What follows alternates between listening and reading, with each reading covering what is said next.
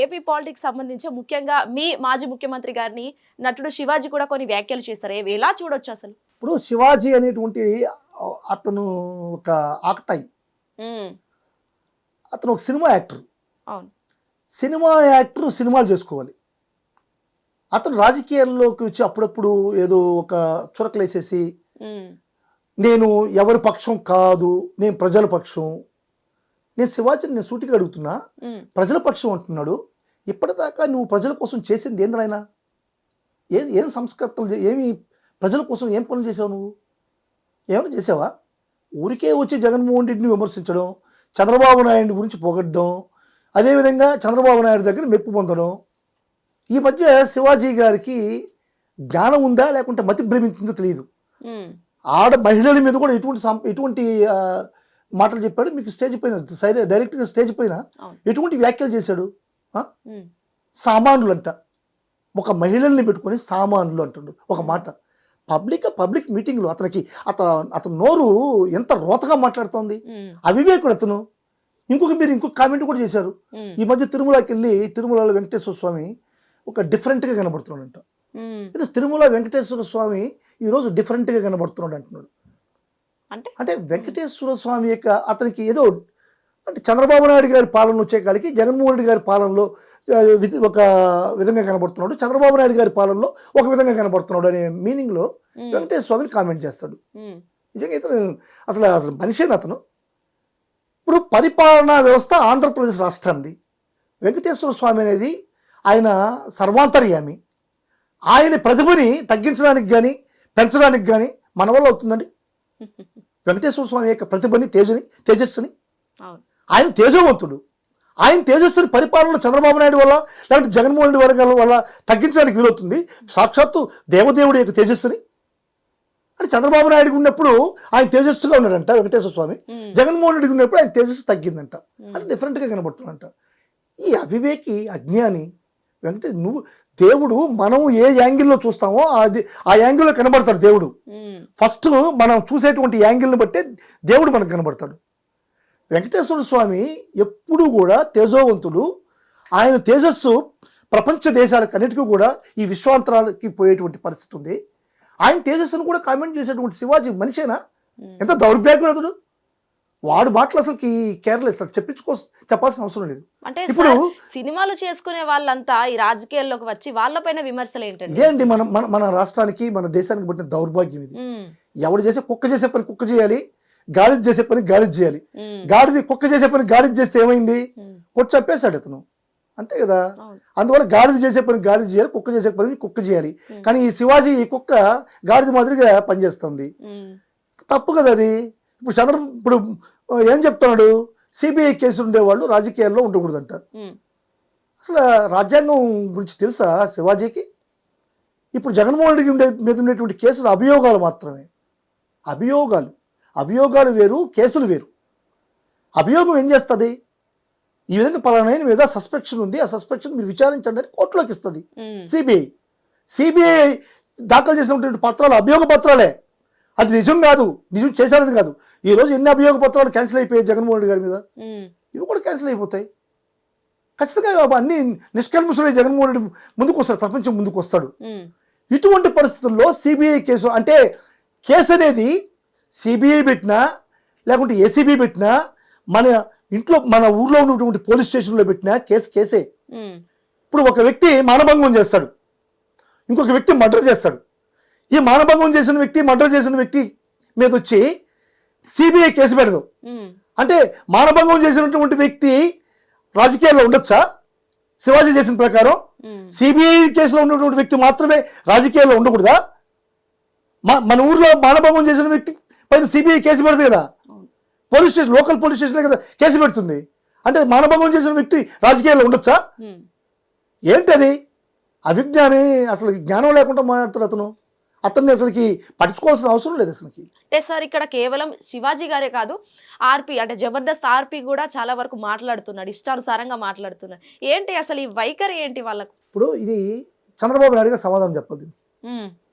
చంద్రబాబు నాయుడు ఖచ్చితంగా దీనిపైన స్పందించి సమాధానం చెప్పుకుంటే చంద్రబాబు నాయుడు లాంటి నీచుడు ఎవడు ఉండడు, అంత దుర్మార్గుడు ఎవరు ఉండడు. ఈరోజు మీరు చూసారంటే సోషల్ మీడియాలో ఈ కిరాక్ ఆర్పి అంటే అది అసలు పేరు ఏదో అర్థం కాదు, అసలు చెప్పడానికి కూడా ఎంత వస్తగా ఉంటుంది. కిరాక్ ఆర్పి ఎంత అసలుకి వాడి మాట ఎక్కడ అంటే నీచ దరిద్రంగా ఉంది. ఇంకొకడు సీమరాజా అని ఉన్నాడు, వాడు వైఎస్ఆర్ కండువా వేసుకుంటాడు, వైఎస్ఆర్ కండువా వేసుకొని వైఎస్ఆర్సీపీని విమర్శిస్తాడు. ఇప్పుడు నేను కూడా తెలుగుదేశాన్ని విమర్శిస్తాను.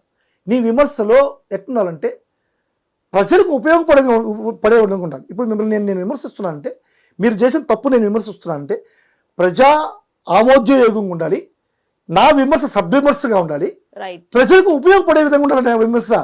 అటువంటివి ప్రోత్సహించాలి. కానీ ఈ చంద్రబాబు నాయుడు నేను ఒక 50 సంవత్సరాల ఇండస్ట్రీ అంట ఇటువంటి నీచ నికృష్టుల్ని కౌగులించుకొని ఫోటోలు తీసుకుంటాడు. ఈ కిరాకార్పిని పెళ్ళాన్ని తీసుకొని పోయి చంద్రబాబు నాయుడిని లోకేష్ని కలిసి కౌగులించుకుంటున్నాడు. అంటే ఏంది, ఇండైరెక్ట్ గా మీరు ప్రోత్సహించినట్టే కదా. ఎంత దుర్మార్గం అండి. ఒక మంత్రిని, మాజీ మంత్రిని, ఒక మహిళని కొవ్వు అంటాడు, పందిలాగా బలిసిందంటాడు, ఆమె కొవ్వుని తీసుకొచ్చి లడ్డులో కలిపింది అంటాడు. జగన్మోహన్ రెడ్డిని బాడీ షేమ్ చేస్తాడు, చెయ్యి ఇట్టట్టు అంటాడు, వ్యంగ్యంగా మాట్లాడతాడు. మొన్న బొత్స సత్యనారాయణ గారిని మాట్లాడుతున్నాడు. ఎంత పెద్ద సీనియర్ మోస్ట్ లీడర్ అండి బొత్స సత్యనారాయణ గారు. ఎంత ఇంచుమించుగా చంద్రబాబుకు ధీటుగా ఉన్నటువంటి నాయకుడు కదా.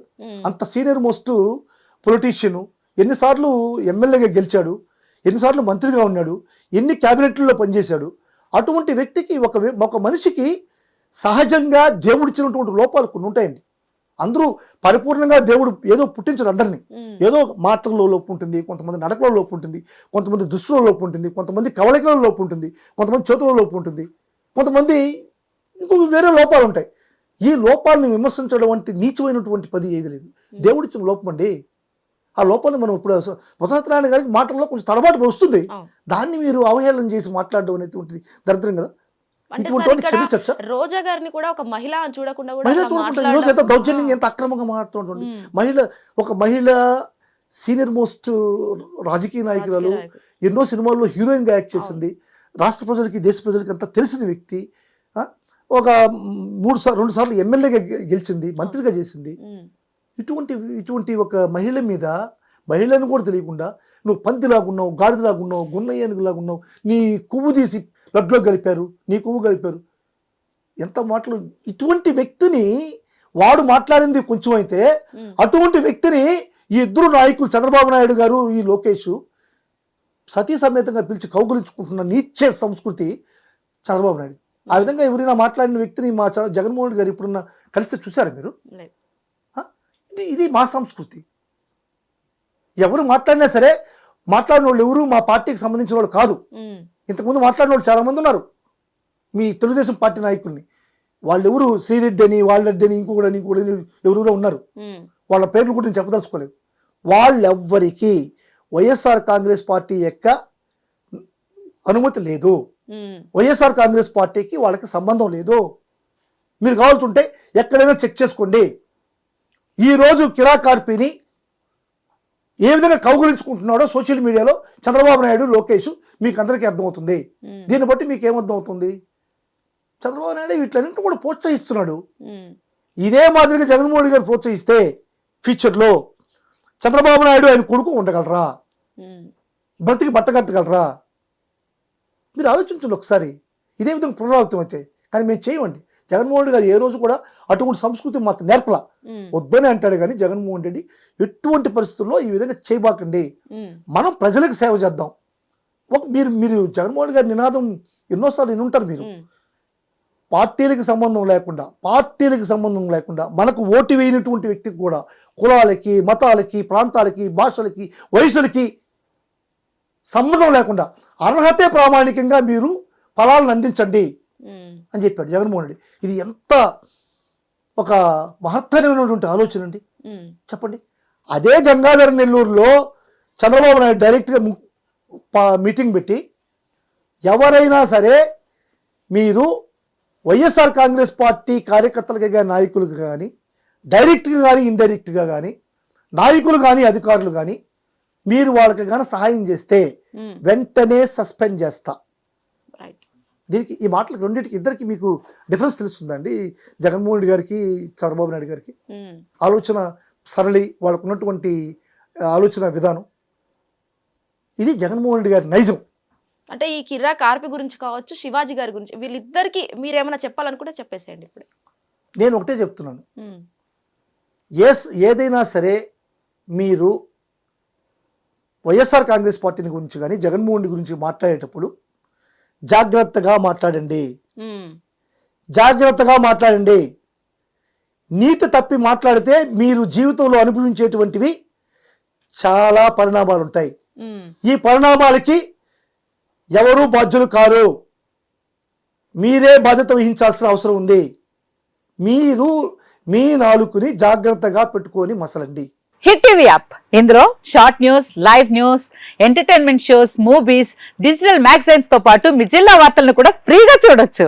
ఇంకెందుకు ఆలస్యం, వెంటనే హిట్ టీవీ యాప్ ని డౌన్లోడ్ చేసుకుని ఫ్రీగా ఎంటర్టైన్మెంట్ పొందండి. Hit TV app. Hit TV app. Please download hit TV app. Hit TV app ని ఫ్రీగా డౌన్లోడ్ చేసుకొని ఎంజాయ్ చేయండి. మీకు నచ్చిన ఎంటర్టైన్మెంట్ కోసం హిట్ టీవీ యాప్ ని ఫ్రీగా డౌన్లోడ్ చేసుకుని ఎంజాయ్ చేయండి. హిట్ టీవీ యాప్ ని డౌన్లోడ్ చేసుకుని ఆస్వాదించండి, ఆశీర్వదించండి. ఇంతమంది సెలబ్రిటీలు హిట్ టీవీ యాప్ ని డౌన్లోడ్ చేసుకోండి అని చెప్తున్నారంటే ఎంత మంచి యాప్ ఆలోచించండి.